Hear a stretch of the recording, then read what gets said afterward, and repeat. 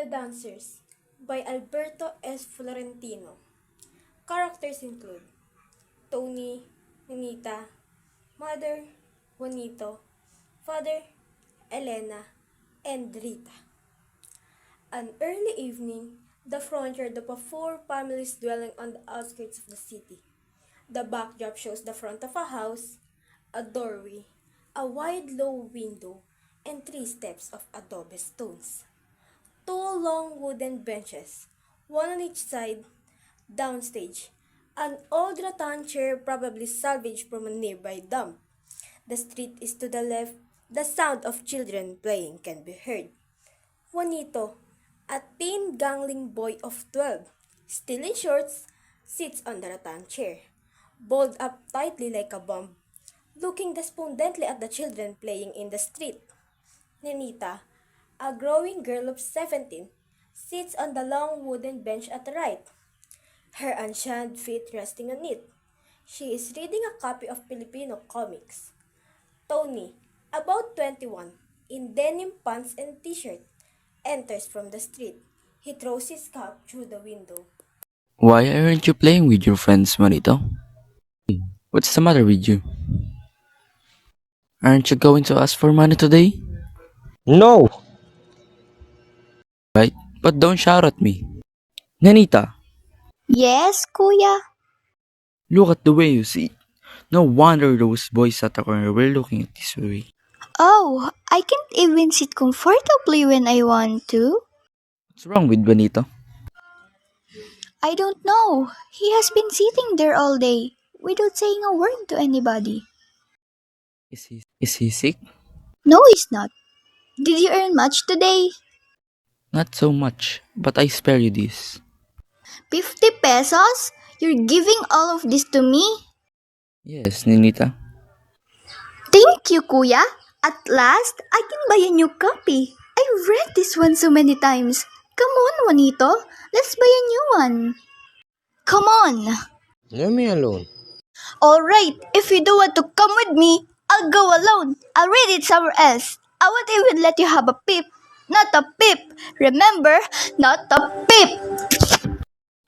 Oh, what brings you home early? A friend asked me for the jeep, and I let him have it. You did? Today is Friday church in Quiapo, isn't it? You could have Mother wants me stop at 8 o'clock. But why pay any attention to her? You can drive after me if you want to. And she can't do a thing about it. But I don't want to. I don't want her to stay up the whole night waiting for me. Besides, I also want her to rest. It was so hot the whole day. Was it? I didn't notice. Oh yes, you wouldn't notice. You were in the shade the whole day. How much did you make today? 500 pesos. Only? I had flat tire at 2 o'clock. Well, 500 pesos with one flat? That's not so bad. How about sparing me some? I'm giving all of it to mother. All of it? All of it. As I promised her, she said she'd pay off some debts. Debts. There's no end to her debts. She's been trying to pay them as far as I can remember. Why don't you just give her 200 pesos and tell her you had two flats? Then you can keep 100 pesos for yourself. Maybe for a movie or a glass of beer. And the other 100, where does it go? Tony, I know you haven't forgotten Forgotten what? that I used to get money from your mother for your movie fare. That was before the war. Since then, you never gave another 100. How could I? I never had the chance to work again. You mean because you never wanted to work again? You had so many chances. Alright, if another chance comes along, I'll see if I'm strong enough to work again. In the meantime, I'll be glad to have that 100 pesos we were talking about. Oh, alright. Here it is. Thank you, son. Don't spend it on a liquor, father. Oh, no.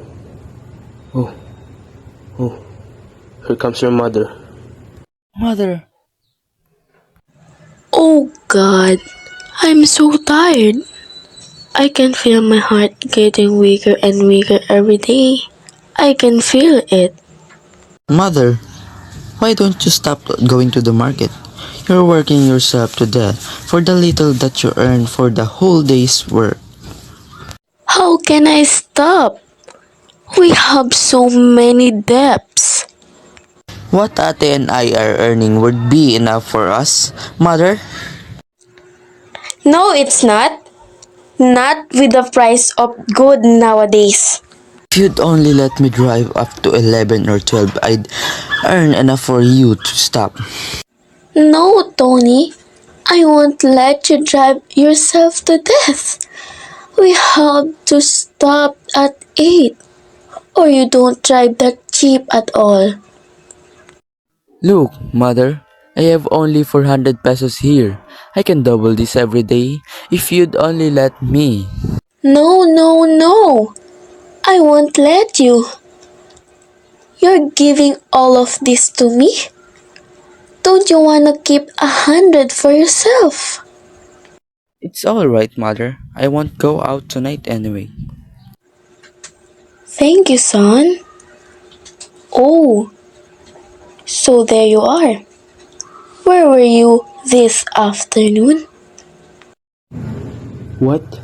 Why? I was looking for you everywhere. I wanted you to carry a basket of melons to market. You know very well that my back isn't strong as it used to be. And do you think my back is any stronger than it used to be? I had to carry the basket all the way to the market. At that moment, mother, he was in the bar near the movie house. How did you know? How did I know? I saw you. Don't lie, father. Don't lie, father. I did see you there. And every time I see you there or any other drinking place, I always tell mother. What were you doing there? What else would he be doing in the bar except drinking? Oh no. Yes, I was there alright. But I didn't touch a drop of liquor. Not a drop. Who in the world would believe you? You were inside the bar and didn't touch a drop of liquor? Unless it was not only a drop, but a whole big bottle. I did not. Honest. How could I? I didn't have any money. Then, what are you doing there? I was talking with the manager of the bar. Why? Did you want to buy his business from him? I was trying to see if he can take Nita into work for him. What? Nanita, to work at the bar? Have you gone crazy? Have I gone crazy? If she works there, she'd be earning 600 pesos a month for tips alone. Tell me, what's so crazy about that? Do you know what that place really is? I know. I have been there once or twice. What did you do there? I drank. And of course, I flirted with the girls too. And that is all? Drink and flirt a little? Why, Tony? Is there anything else you can do there? Is there? What do you know? Tony, tell me. I know plenty about what you can do there and what happened there. But all I tell is that is no place for Ninita or any decent girl. Why? Tony, why? Is that a place? Is that a bad place? Yes, mother. As bad as any place can ever be. I'm hungry. I hope there's something left to eat. See? What you're trying to do? Trying to bring our daughter into a house of sin? I didn't know. Don't worry. I'll find some other place. Maybe a department store or a restaurant. Department store? Restaurant? Yes, any place where Ninita might work. Tomas, why don't you stop looking for a job for her? You do nothing the whole day but hang around and get drunk. Why not get a job for yourself? You know very well, I'm now too old and weak. You only think you are. Why? You're only 40 and still strong and healthy. I'm even 1 year older and I'm still working. I started when I married you and have never stopped since then. Look, I spent 30 years of my life driving a Calesa. I'm entitled to a little rest at the end of my days. You don't want me to enter heaven panting like a tired dog. Alright, if you don't want to work, don't. But stop driving Ninita to work. But what's wrong with that? Sooner or later, everybody has to work for a living. It's about time she did. Nenita is only 16. She is still a baby. She's 17, going 18. 16 or 17 or 18? She is still a baby. She's a baby. I'm telling you, she's old enough to have a baby. How dare you to talk of your own daughter as if she were a woman of the street? Alright, I only wanted to say she's old enough to be earning a living. We're getting old, and it's about time our children start taking over. Yes, but Nenita is so young. There's so many girls working who are young as Ninita. Even younger. Look at Rita, her own sister. She started when she was barely 16. She did. And it was all your fault. My fault?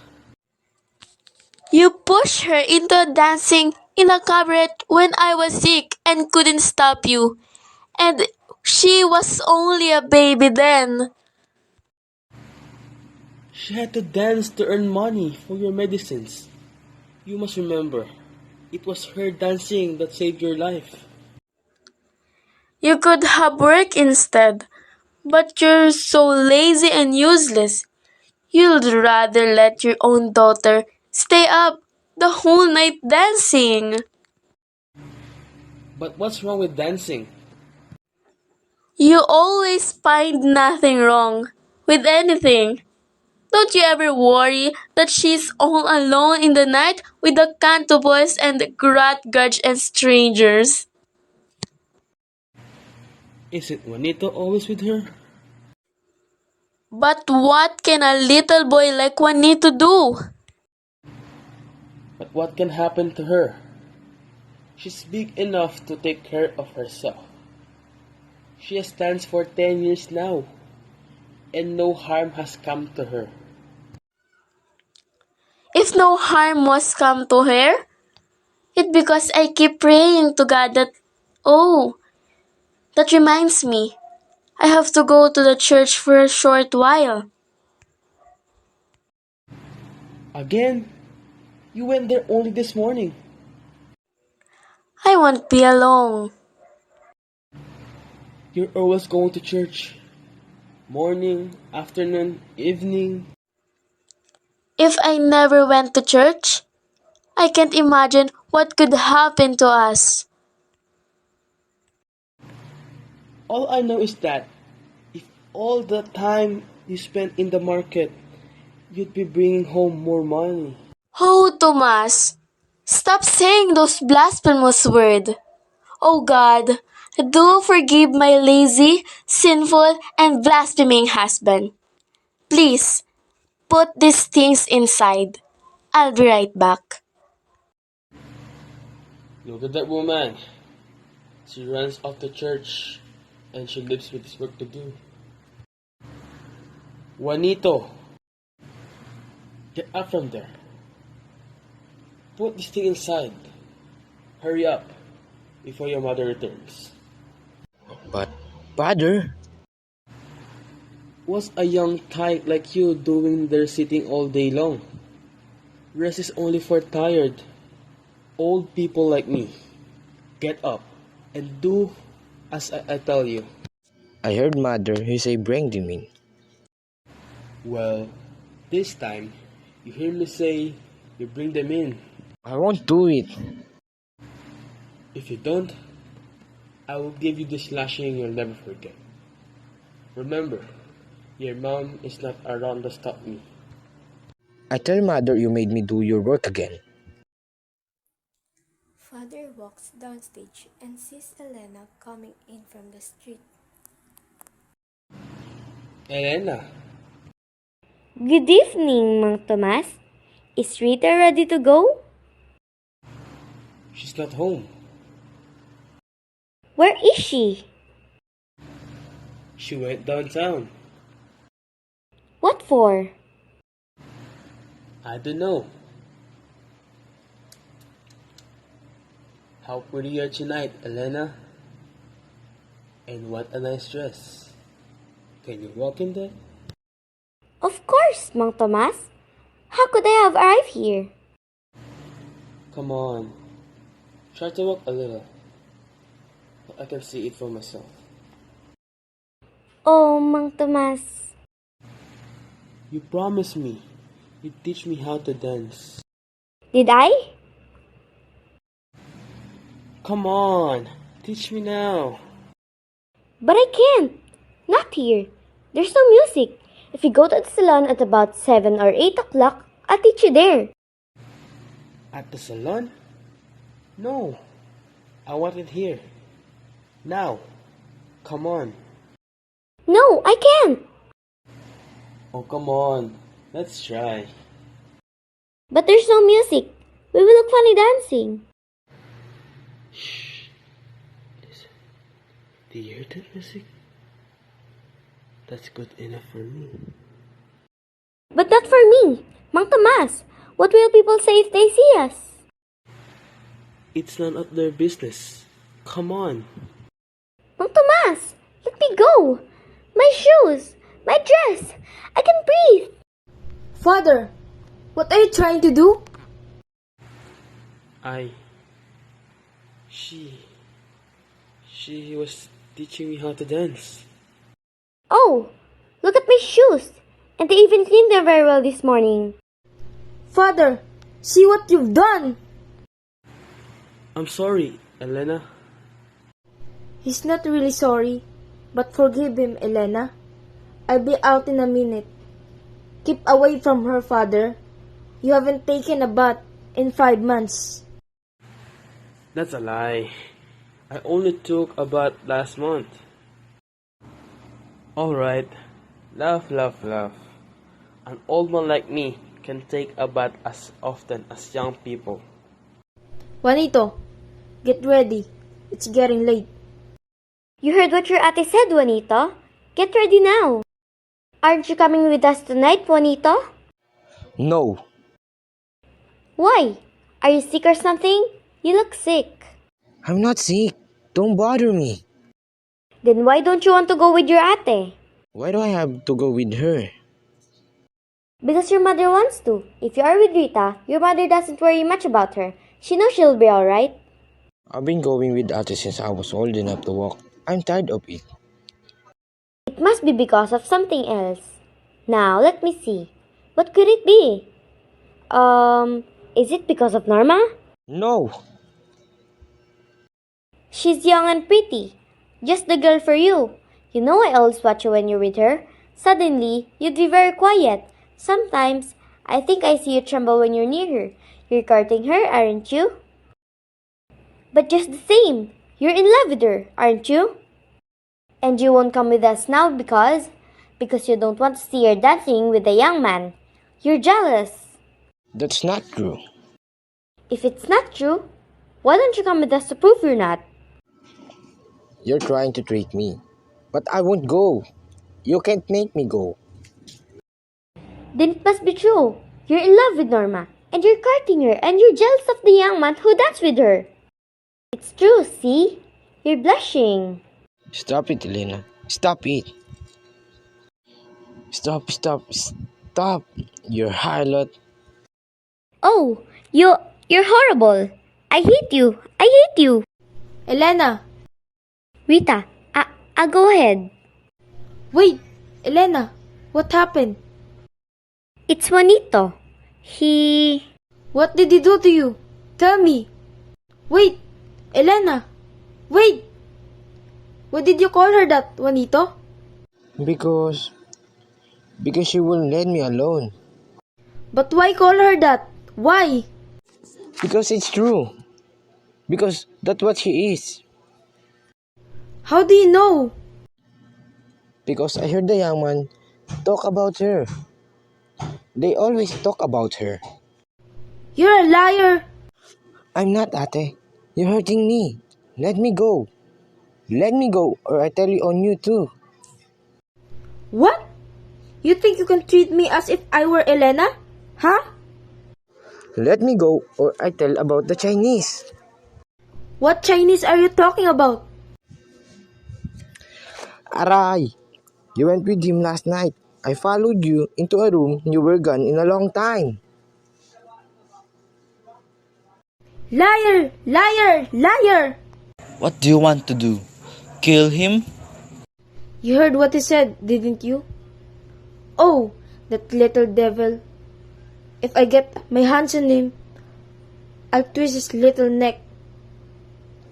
Why do you look at me that way? Why do you look at me that way?